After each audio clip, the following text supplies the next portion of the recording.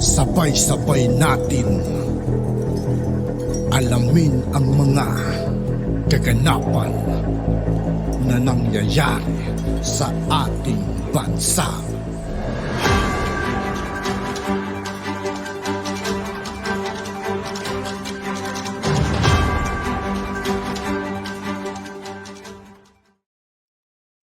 Yo, what's up mga kaibigan? This is I2K po again. Ngayon nandito naman ulit tayo sa channel ni Banat Kapanig TV. Dito naman ulit tayo magbibigay ng komento at reaksyon. Kaya samahan nyo. O guys, let's go!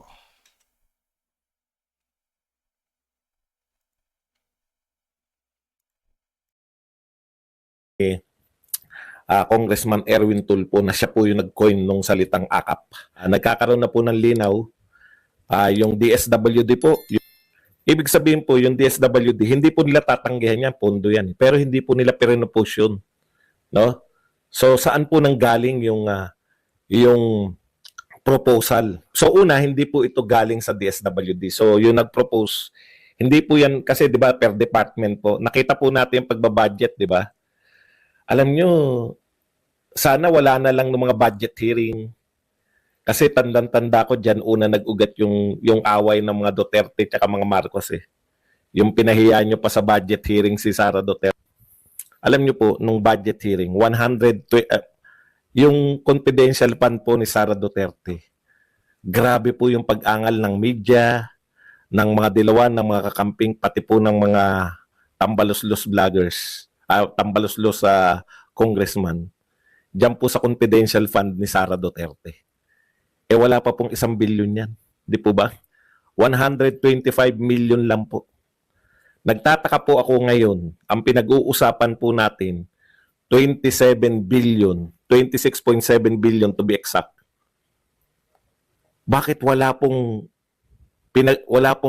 umaangal na media? Yung 125 million lang, grabe po. Halos isumpa na si Sara Duterte, si VP Sara. 125. Bakit po to? 26.7 billion. Dehin bukiki ang media, dehin bukiki yung mga bumabatikos sa 125 million ni Sara Duterte. No? Double standard po eh.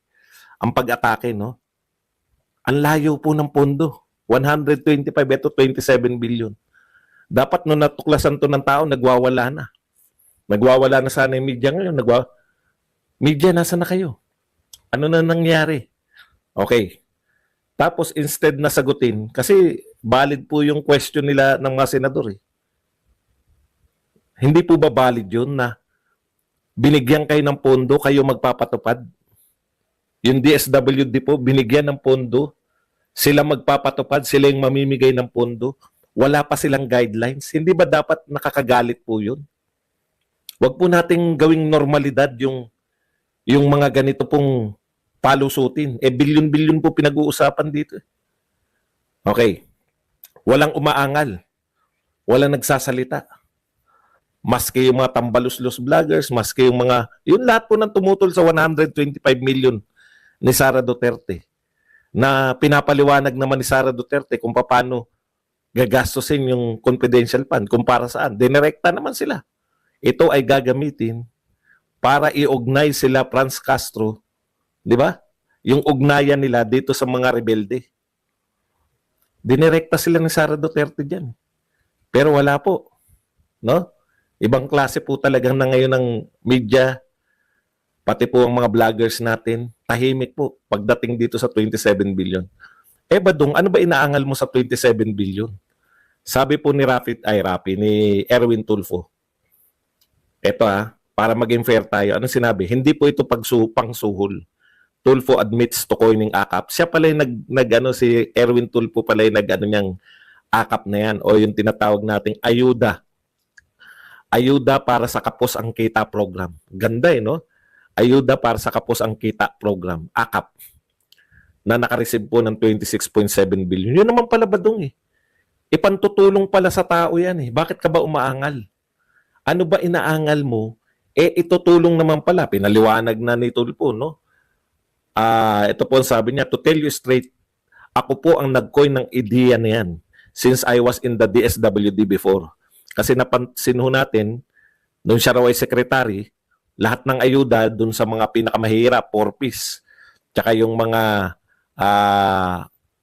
indigent, yung IX, tsaka yung mga medical assistance panay sa mga indigent. Paano naman daw yung maliliit yung kita? Yung hindi naman sila matuturing na indigent pero kapos pa rin yung kita. Kaya naisip niya yung akap. Eh bakit ka umaangal ba doon? Sinabi po ng mga congressman kanina, pinagtutulungan po si Senator Amy.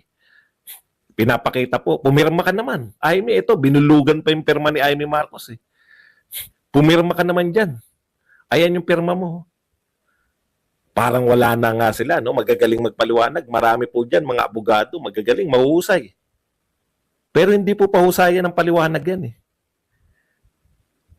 Ang problema, kitang-kita po namin, binibigyan na natin yung pondo, yung mismong gagastos nito, hindi pa nila alam kung paano gagastosin. Sa tingin niyo po ba yan, hindi rin po nila hinihingi. Yun yung problema eh. Binigyan sila ng pondo nang hindi naman sila nanghihingi. At ang umaamin na nakaisip nito, mga congressman. So talaga magbabanggaan, eh parang magiging proyekto ng mga congressman. Eh kahit na ba doon, kung itutulong yan sa tao, ano ba pinoproblema mo? Ito po ang pinoproblema ko. Para po sabihin ko sa inyo. Okay. Ibig bang sabihin na nagdagdag sila ng pondo? Nadagdagan po yung pondo ng budget? Hindi po. Hindi po ganyan ang pagbabudget po natin. No? Ang pagbabudget po natin ganito. Kung ano po yung pre-propose, babasahin ko lang po sa inyo. Bakit parang ayaw mo ba nun ba dong bibigyan ng mga ayuda mga tao? Ano nirereklamo mo? Okay, ganito po 'yan sa pagbabudget po, no? Pag po ibinudget po ng pangulo. Ayan. Ang tanong po natin, yung proposal po pag nag-propose po ng pangulo yung pangulo ng budget, bandang October po 'yan eh. Na October tapos para sa budget sa 2024. Nung October po pinopose. So magkano po yung pre-propose na budget noong October? So tignan po natin. Ito po, October 8. Ang pinopropose pong budget noon ay nagkakahalaga ng 5.76 trillion. Yan po yung proposed budget noong October. So nakalinya po yan kung saan gagamitin. Ngayon, pag dineliberate po yan, di okay ba doon kung nagdagdag yung Congress para sa AKAP, di mas masaya? Hindi po ganun yun. Hindi ka pwedeng magdagdag mula sa pinopose na 5.76 trillion. Ano lang po ito, pasisimplihin lang po natin. Medyo komplikado to pero pasimplihin lang natin. Sa actual po, nung October, ang budget po pinopose po ni Pangulong Marcos, 5.76 trillion. Nung naipasa na po, 5.76 trillion pa rin. Bakit ganun ba dong? Nagdagdag nga ng mga budget. Katulad nitong AKAP, wala yan sa original na sinabi ni Pangulong Marcos. Nagdagdag na ng budget, bakit ganun pa rin? Di ba yun yung itatanong ninyo? Bakit nung October, nung pinopose to ni Pangulong Marcos, 5.76 trillion na, nung naaprobahan, 5.76 trillion pa rin. Alam niyo po kung bakit? Pag may dinagdag kayong budget dyan na wala sa original na proposal, magbabawas kayo sa original na proposal. Ayun po yung problema eh. Ngayon, bakit po nagpo-propose yung gobyerno ng budget? Kasi ito ang kailangan ng gobyerno. Pag dumating na sa Congress, sa mga congressman at sa Senado, una sa congressman muna, magbabawas sila, magdadagdag, hindi sila pwedeng lumagpas sa 5.76.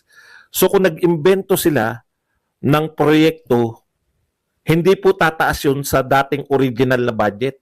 Magbabawas ka ngayon sa mga budget sa original. Kaya maapektuhan po yung original na gusto mong budgetan, hindi na mababudgetan dahil inilagay sa iba. So kung may inilagay ka sa iba, may binawasan. Yun po ang dapat natin tuklasin. Ano-anong mga departamento yung binawasan para magkaroon ng panibagong ayuda na naman. ng hinalangan ng mga senador, ito po ay ginagamit para sa pagpapapirma. Ayuda, anong tawag dyan ni Jam Magno? Hindi na po pinagsasalita si Jam Magno ngayon, di ba? Anong tawag niya kasi riyan?